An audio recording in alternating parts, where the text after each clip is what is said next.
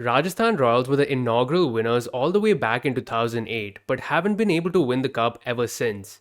Will they be able to do it this time around with their new talented team, or will they falter yet again? Well, in order to find out, let's have a look at their squad, their likely playing 11, and the differences from last season. So during the trade window, they ended up trading away Devdutt Padikkal, who wasn't giving them much value at number 3, and instead got in Avesh Khan to strengthen their finishing with the bat. They also dropped the likes of Jason Holder and Joe Root and instead picked up a Rovman Powell in the auction to strengthen that middle order, and also a new kid on the block called Shubham Dubey. So if you were to look at the squad, you can kind of tell that they've tried to pack their pace bowling department with a lot of Indian talent and instead only picked up one backup for Trent Bolt in a Nandre Burger. If you were to make a likely playing 11, then you would probably start off with Yashasvi Jaiswal and Joss Butler. I mean, those two together sound like such an explosive pair, but the thing is that Joss Butler didn't have a very good IPL last time around. He only scored 390 runs, striking at about 140, which is very below par for him.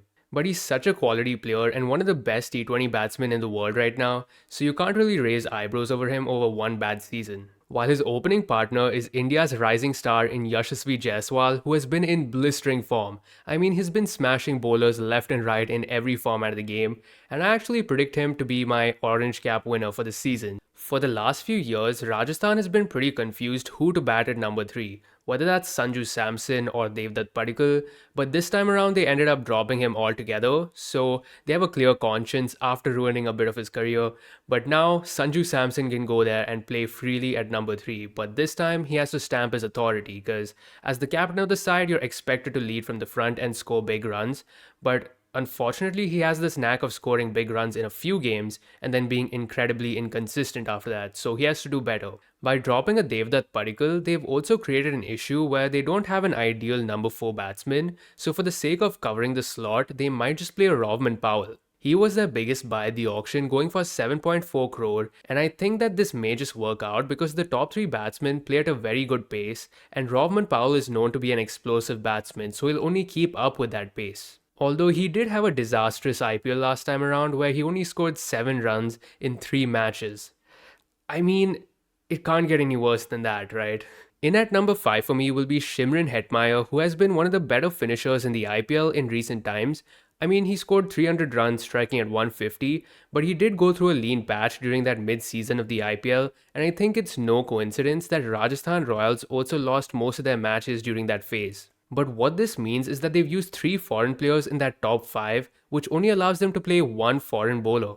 So my choice for number 6 will be Dhruv Jurel, who's come off a great debut test series against England, and who knows, he may just be in contention for that World Cup spot later in June if he has an incredible IPL season, because his only competition is a Jitesh Sharma. He's scored a lot of cameos with a great strike rate of 170 while batting lower down the order, so this time around with a bit more experience, he can make it an even better 2024.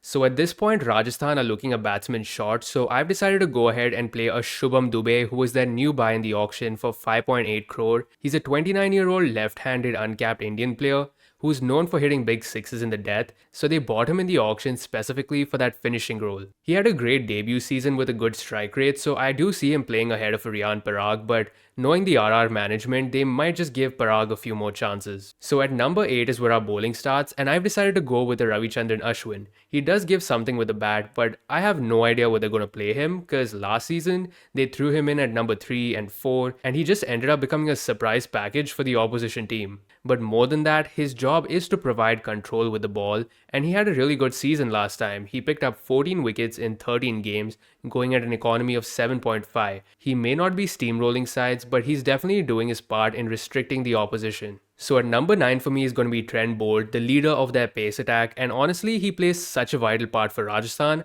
but let's just keep in mind that this is going to be their final overseas player.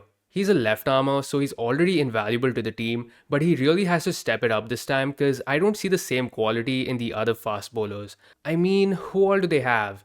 An Avesh Khan who's been dropped from the Indian team, a Prasidh Krishna who's been out of form, a Navdeep Saini who's been pretty expensive, and then a Sandeep Sharma who doesn't give a lot of confidence either. So it's looking pretty rough. So in at number 10 is going to be Yuzvendra Chahal, and he's one of my favorite players because he comes in every IPL and picks up a huge number of wickets in any conditions that he plays. He is just too good of a player and still somehow manages to find himself sitting out of the World Cup squad, which is just bizarre. He finished off as Rajasthan's highest wicket taker at 21 while going at an economy of 8.2, which is great considering that he plays in tough situations. So for the last player, number 11, and maybe even the impact player, they will need to play two Indian bowlers, whether that's a Prasidh Krishna, a Sandeep Sharma, an Avesh Khan, a Navdeep Saini. They have a few options, but so my first choice is Prasidh Krishna, who's a tall hit the deck bowler who's a little different from what Trent Bolt offers. He didn't play a single game last season because he was ruled out with an injury, but ever since he's been in pretty poor form. So the only reason I'm deciding to play him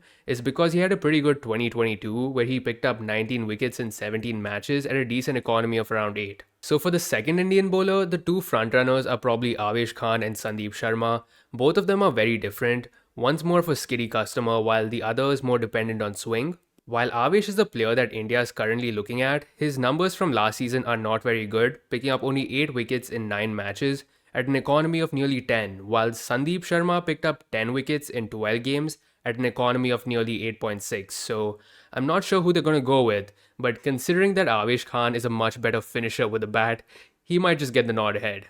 So overall, Rajasthan is looking like a decent side. They have a destructive top 3, a bit of a hole at number 4, and then they finish off well again with their lower order. But the one thing hurting Rajasthan this season is the fact that they have the lowest number of players in any squad. They only have 22 players in their squad and the backup options are looking to be non-existent. So let's assume that Robin Powell fails to do his job at number 4. Their only replacements are Tom Kohler-Cadmore, who's untested and is having a really horrid time right now in the PSL.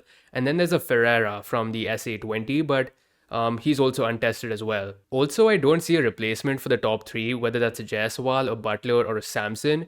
I mean, they're not very injury-prone players, but it might come back to hurt them. They may have a lot of Indian names in their fast bowling department, but they don't give a lot of confidence as their form has been here and there. And if you were to look at those backups, then there's an expensive Navdeep Saini or a KM Asif who doesn't have a lot of match experience. So this season, I'm considering Rajasthan's bowling lineup to be a lot weaker. So I have a really bad feeling that they'll be one of those teams with the worst economies in the death overs this season. In order for Rajasthan to win this season, they'll have to hope that none of their premium players get injured and that at least one of their two Indian bowlers creates some magic.